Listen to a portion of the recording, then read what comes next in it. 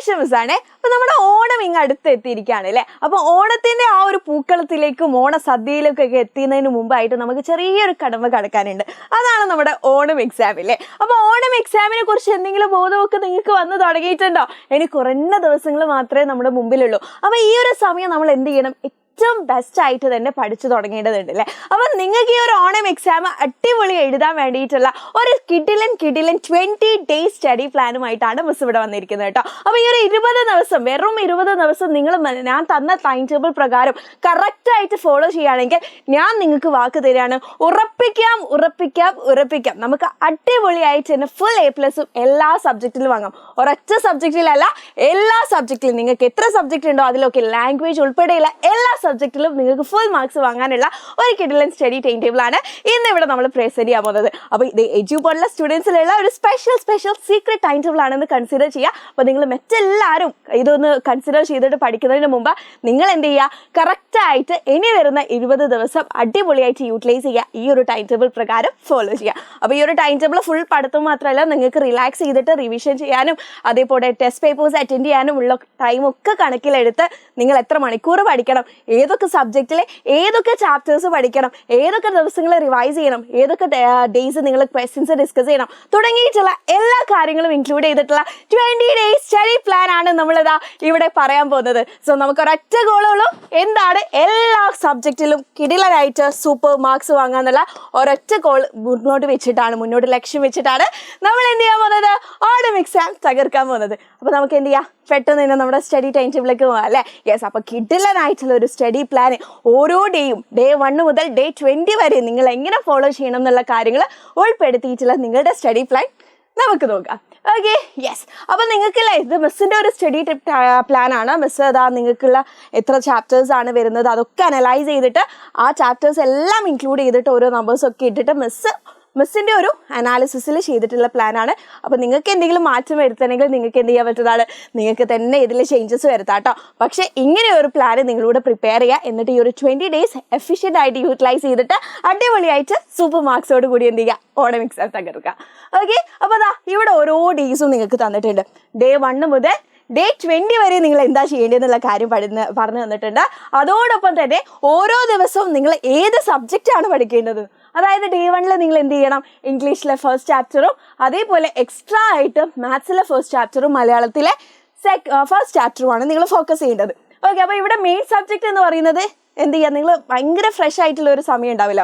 ഒരു ദിവസം നിങ്ങൾക്ക് എല്ലാ സമയവും പഠിക്കാമെന്ന് പറയുന്നത് ബോറിംഗ് ആയിരിക്കും. അപ്പോൾ നിങ്ങളുടെ സ്കൂൾ ടൈമിംഗ് കഴിഞ്ഞിട്ടോ അല്ലെങ്കിൽ സ്കൂൾ ടൈമിങ്ങിൻ്റെ മുമ്പേ ആയിട്ടുള്ള രാവിലെയുള്ള സമയം അല്ലെങ്കിൽ ഈവനിങ് ഉള്ള സമയം നിങ്ങൾ എന്ത് ചെയ്യുക? ഏറ്റവും നിങ്ങൾ ബെസ്റ്റ് ആയിട്ടിരിക്കുന്ന സമയത്തോ നിങ്ങൾ ഈ ഒരു മെയിൻ സബ്ജക്റ്റ് പഠിക്കാം. ഓക്കെ, അതോടൊപ്പം തന്നെ ആ ഡേയിൽ ബാക്കി സമയം നിങ്ങൾ എന്ത് ചെയ്യണം? എക്സ്ട്രാ 1 എക്സ്ട്രാ 2 എന്ന് കൊടുത്തിരിക്കുന്ന ഈ സബ്ജക്റ്റുമാണ് ഫോക്കസ് ചെയ്യേണ്ടത്.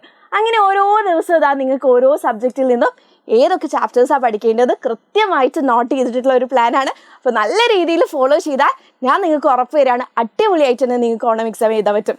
Okay, yes. അപ്പോൾ അടുത്ത ഡേയ്സിലേക്ക് നോക്കിയാൽ നിങ്ങൾക്ക് കാണാൻ പറ്റും ഇംഗ്ലീഷിലെ 2nd ചാപ്റ്റർ, 3rd ചാപ്റ്റർ, മാത്സിലെ 2nd ചാപ്റ്റർ, SS എന്ന് പറയുന്നത് നമ്മുടെ സോഷ്യലാണ്, BS എന്ന് പറയുന്നത് നമ്മുടെ ബേസിക് സയൻസ് ആണ്.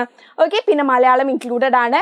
ആൻഡ് ഓൾസോ ഇവിടെ ലാംഗ്വേജ് എന്ന് കൊടുത്തിരിക്കുന്നത് നിങ്ങൾക്ക് ലാംഗ്വേജ് സബ്ജക്റ്റ് ഉണ്ടാവുമല്ലോ, അത് മലയാളം എടുത്തവരുണ്ടാവും, അറബിക് ഉണ്ടാവും, ഉറുദു ഉണ്ടാവും, സംസ്കൃതം ഉണ്ടാവും. അപ്പോൾ അവർക്കുള്ളതാണ് ലാംഗ്വേജ് എന്ന് കൊടുത്തിരിക്കുന്നത് കേട്ടോ.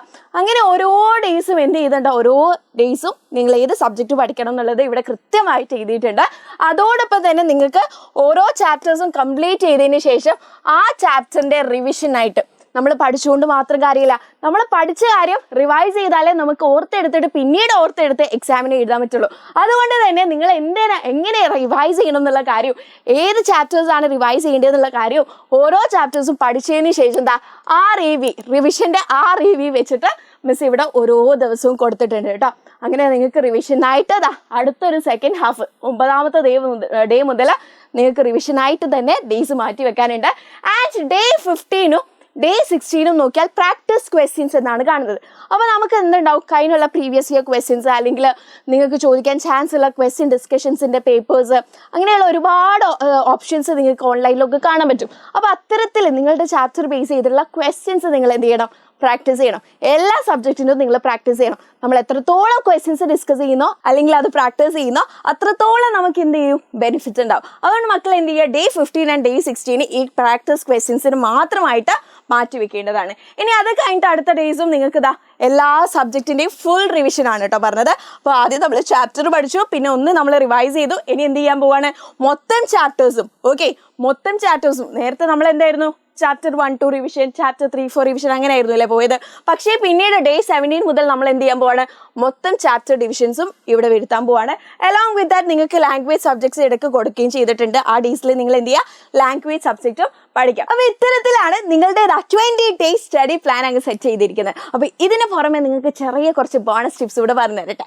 യെസ്, ഒന്നാമത്തെ കാര്യം എന്താണെന്ന് വെച്ചാൽ study 1.5 hours in the morning plus 1.5 hours in the evening. നിങ്ങൾക്കിത് നിങ്ങളുടെ ഒരു സ്റ്റഡിങ് കാപ്പബിലിറ്റി അനുസരിച്ച് മാറ്റാൻ പറ്റും കേട്ടോ. അപ്പോൾ മിസ്സിൻ്റെ ഒരു അനാലിസിസ് പ്രകാരം നിങ്ങൾ എന്ത് ചെയ്യുക, സ്കൂളിൽ പോകുന്നതിന് മുമ്പ് ഒരു 1.5 മണിക്കൂർ, സ്കൂൾ കഴിഞ്ഞതിന് ശേഷം 1.5 മണിക്കൂറും പഠിത്തത്തിനായിട്ട് മാറ്റി വെക്കാം.